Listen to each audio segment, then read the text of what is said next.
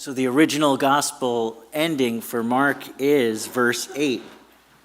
So they went out and fled the tomb, for terror and amazement had seized them, and they said nothing to anyone, for they were afraid. Dun, dun, dun. There was a time when I thought my family was my family, and they still are my family. I just didn't know how much of a family I really had. Growing up, I would hear rumors, but nothing was tangible. The rumors were that I had a real grandpa, and he lived in Yonkers. The rest of the story was fuzzy.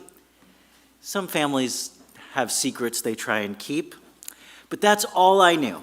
So I just grew up with my family the way it was until one day I was checking out my website on the internet, and the way I searched up my name, Garen, revealed a surprise.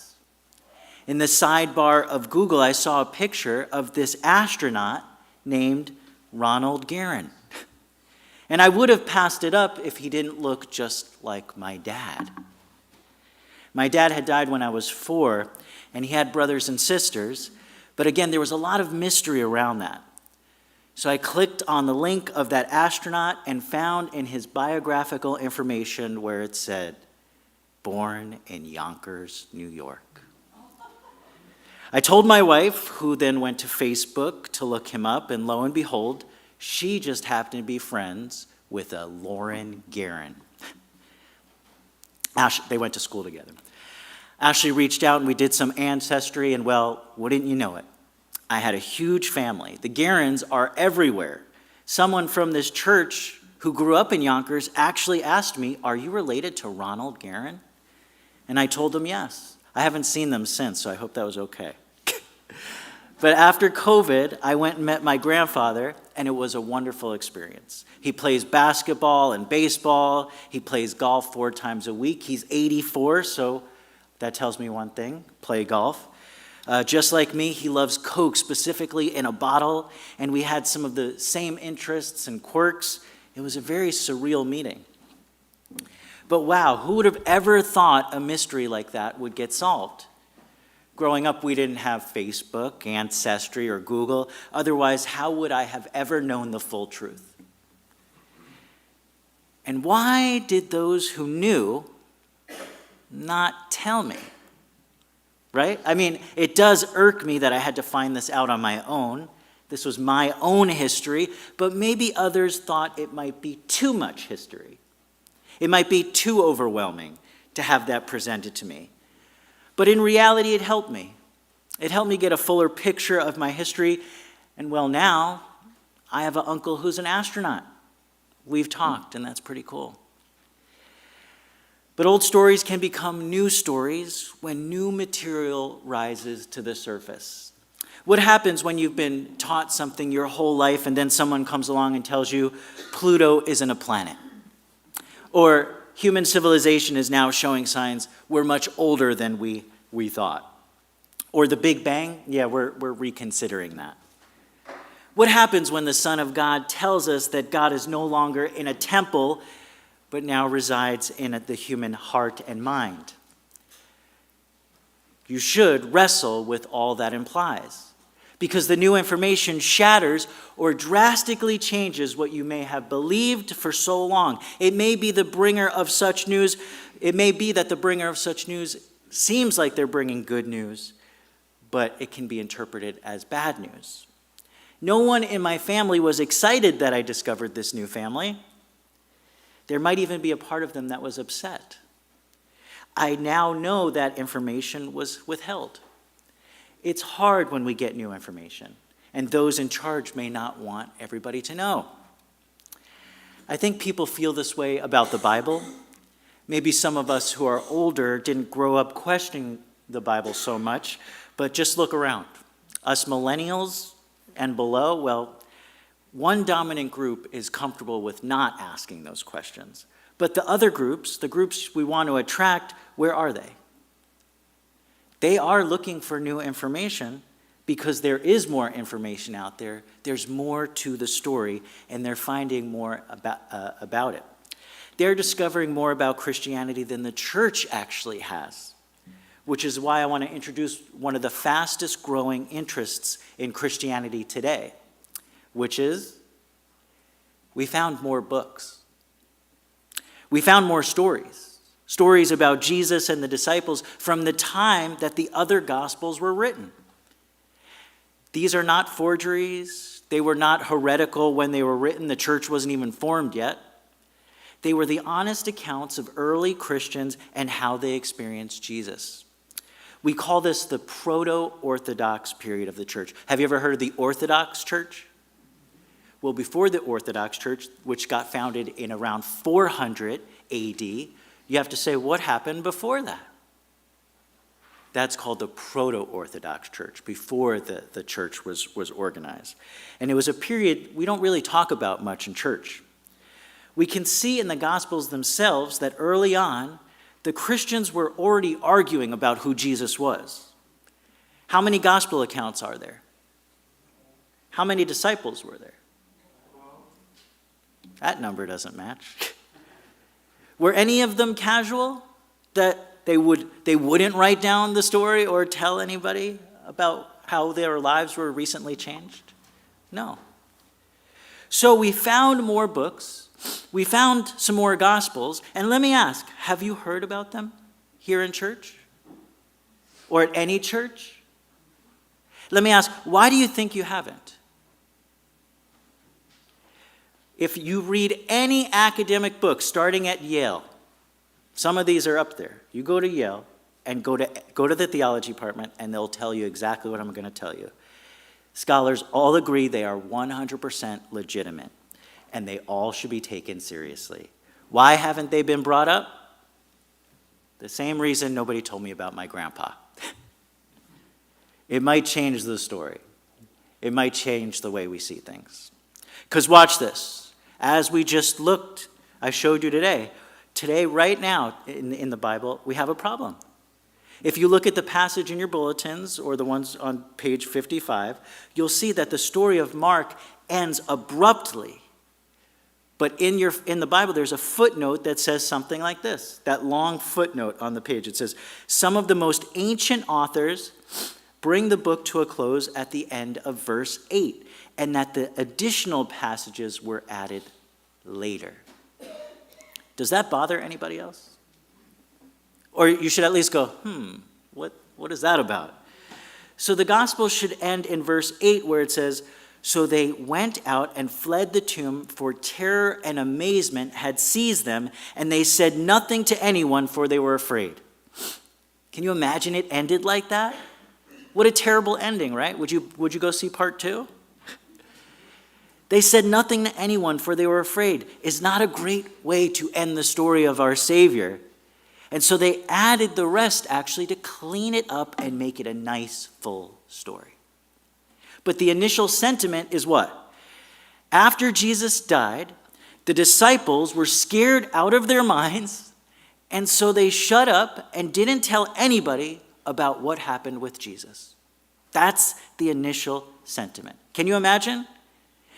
Hey, Jesus, rolled the stone away. He's still alive. Can you imagine running down Main Street saying that? They might put you in a tomb for a crazy timeout if you did that. And so this picture that Jesus died and the disciples were roaring to get out there and tell the world about him was altered. The problem of this being in the Gospel of Mark is that Mark is used as the primary source document for the other Gospels, mainly Matthew and Luke. And if Mark had an edited or amended version, the other Gospels would reflect that as well. So we just have this clue that captures what was really happening when Jesus died, and we would only be able to speculate what happened, if not for a new discovery. Again, new discoveries can be exciting, but they also can be terrifying. Because what if I told you that we discovered a document from the early 2nd century on the same timeline as the other Gospels called the Gospel of Mary? Have you heard of that? And what if, as I did, you said, well, how do we know that somebody just didn't write a random gospel like that? We found multiple copies of it, which means it was in publication because it was spread out throughout the Mediterranean world. What is written in the Gospel of Mary is it's a very short account of what happened right after Jesus died and how the disciples went from being afraid and isolated to being wildfires at Pentecost for the gospel. Before Pentecost happened, how did the disciples manage? How did they survive and hold together? That is what the Gospel of Mary is going to tell us. When we're done looking at it, we can do what all people do when they have all the information in front of them. Make our own decision on what to do with it. So that's what we're going to do for a couple weeks. We're going to take a look at the Gospel of Mary to see if it might belong on the Bible's extended cut on their DVD series. Why wasn't the Gospel of Mary put in the Bible? Who was the first one to find Jesus resurrected? Mary. Who was one of his followers? You know, in my last church, they had all the apostles up on the wall, except there was somebody missing. They all had something in common. Who was one of his followers right from the start, right to the very end, but never gets credit for being an apostle? In John, and you're not going to be able to answer this yet, but it's foreshadowing. In John, who is cryptically watered down to make it so a certain person isn't the first one to declare that Jesus is the Son of God? That's going to be Mary. That would have made Peter look bad. And the male disciples as well. In that wonderful chapter on love, 1 Corinthians 13, everybody knows it. But if you keep reading it, who says women shouldn't speak or even talk in church? Paul. So early on, there was an agenda to remove Mary's prominence from the gospel. This was so she wouldn't rival St. Peter. There was actually rivalries in the early church.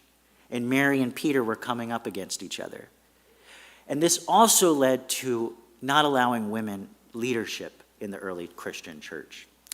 We don't have to get into the ethics of all that because the world was a much different place back then. But if they were to give a woman a strong leading role, they would have to recognize her as an apostle. There's actually a story in John where Jesus is hanging out with Mary and her sister Martha. Ever heard of Mary and Martha? Okay. This is a little bit of a shocker. If I were to show you the very first Gospel of John, the very first one we found, and you can look it up on Google, and in the Friday email I sent a video where I interviewed the person who's doing the scholarship on it. You could see it all there. But if you saw the very first copy of John we had, you would see that it looks normal the whole way through. But at this certain point, right here, in about John 11, you would see clearly that there are edits and additions in the margin, just in this single part, that shows the scribe adding a theta. Any fraternity, sorority people here? What's a theta? It's a T, right? They added a T to the middle of Amara, Mara'ah, converting the Mara'ah to Martha, Maria to Martha. You just put a T in the middle of Maria, and what do you get? Martha. I spoke with and interviewed a leading scholar on that area, and I said, why would they do that? Why would they add a T to kind of create two characters out of one? And she said that in this certain area of the Bible, and at the certain point of the story, there was too much Mary Magdalene. And she said they were drowning out Mary a little bit. And so they added a second Mary, Martha, to lessen her prominence in the story. Martha, the made-up edition, what is she doing when Jesus is teaching? She's serving the tables, waiting on the male disciples. She's mad at Mary. Maybe that's where they wished the other Mary was. Because where was that Mary? She was sitting right at the feet of Jesus like any of the other male apostles would. Remember the woman at the well? In John chapter 4, Jesus is found speaking to this woman at the well. We all read that story. We all look at it. We go, wow, what a great teaching, right? Who's mad in the story? The disciples, when they find out that Jesus is talking to a woman. Remember when Mary broke her alabaster jar? We wrote songs about it. But who's not happy? The apostles. They said, why didn't you sell that? And we could have done something else with the money. Jesus had to come to her defense. And what about the resurrection? I mean, we all know without Mary, the disciples would have just went back to fishing and started a chain of Long John Silvers. But does he get much credit? Does she? To further negate her presence, a pope from the 6th century declared Mary Magdalene to be a prostitute. You know where it says that in the Bible? Nowhere. Thank you. Have I given us enough reason to look at the Gospel of Mary? Typically, churches will spend a sermon on Mary, but I think that's not enough. I think she deserves more than that, especially if none of us have ever had a real chance to hear her out. So guess what we're going to do for the next couple weeks?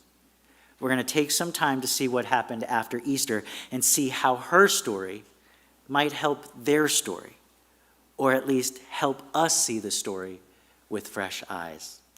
What a time to live in, where we've been blessed to have discovered more about the Bible. I think it's now time, because if there was ever a need for a secret weapon or power move, I don't think it's a coincidence that this and other books were discovered in this time. 500 years sooner, do you know what they would have done with that Gospel of Mary? Some marshmallows, some hot dogs, we'll burn them. They would burn that stuff. But they did. But now we live in a time where we would actually hear and receive it. So that's my teaser for a new series that will start next week, the Gospel of Mary. Tell your friends, because I'm sure this subject is interesting to people. Because finally, we will start hearing something new about an old story.